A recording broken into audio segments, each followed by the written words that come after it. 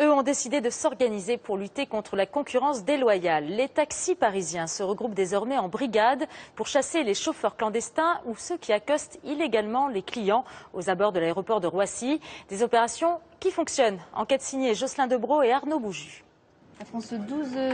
Aéroport Roissy-Charles de Gaulle, au nord de Paris. Des dizaines de milliers de voyageurs y atterrissent chaque jour. Une activité colossale pour les taxis parisiens. Mais malgré tous ces clients potentiels, leurs files d'attente peuvent grimper jusqu'à 3 heures pour prendre un voyageur, pendant que d'autres véhicules, parfois clandestins, prennent des clients très rapidement. Face à cette concurrence qu'ils jugent déloyale, les taxis parisiens s'organisent. On sécurise et on informe les voyageurs du danger du racolage. Ce matin-là, c'est une opération gilet jaune anti-racolage. Ils nous volent notre travail sur Roissy parce que nous, on a une réglementation, on doit faire la queue en base arrière, donc on part ligne par ligne, on va dans les terminaux. Et eux, ils arrivent comme ça directement, ils vont directement à la sortie des douanes et ils prennent nos clients alors que nous, on attend bêtement dans les voitures. Bon, je prends du monde avec moi si vous voulez. Leur mission, occuper les terminaux pour faire fuir les faux taxis et ceux qui racolent illégalement. Nous avons décidé de juger par nous-mêmes en caméra cachée. Comme de simples touristes, nous sortons d'un terminal à la recherche d'un taxi. 30 secondes plus tard, nous sommes abordés par un homme qui nous propose ses services. Il nous présente une carte où figure bien en évidence un logo du ministère du Tourisme.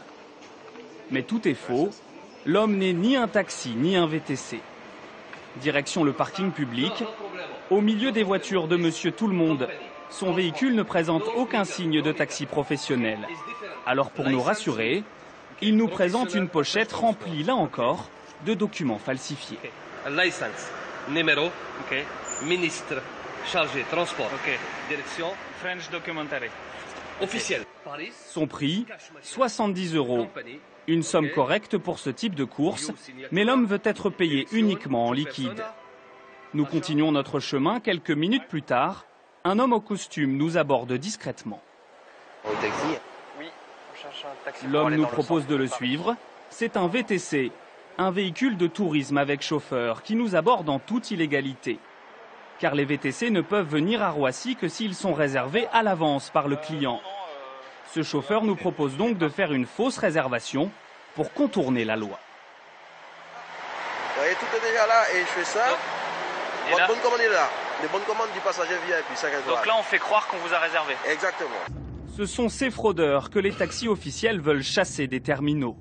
Dans leur voiture, les gilets jaunes sont en repérage.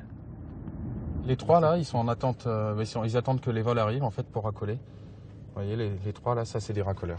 Et qu'est-ce qu'ils font exactement? En fait, ils ont sûrement un rabatteur à l'intérieur qui va leur amener les clients ici. Lui c'est un racoleur aussi. Il a une petite pancarte. Une fois les faux taxis ciblés, l'opération Gilet jaune peut commencer. Sans violence, les taxis officiels occupent l'espace pour disperser les taxis clandestins.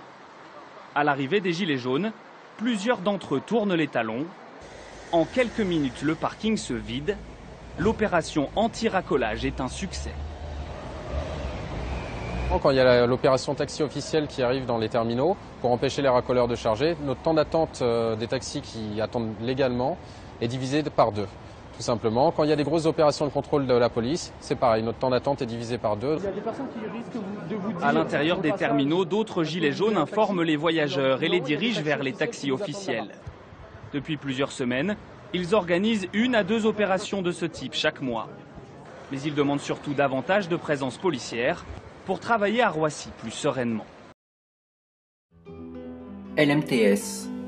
Le mouvement des taxis solidaires remercie tous les taxis participant aux opérations taxi officielles qui luttent contre le racolage et le chargement sauvage des clients.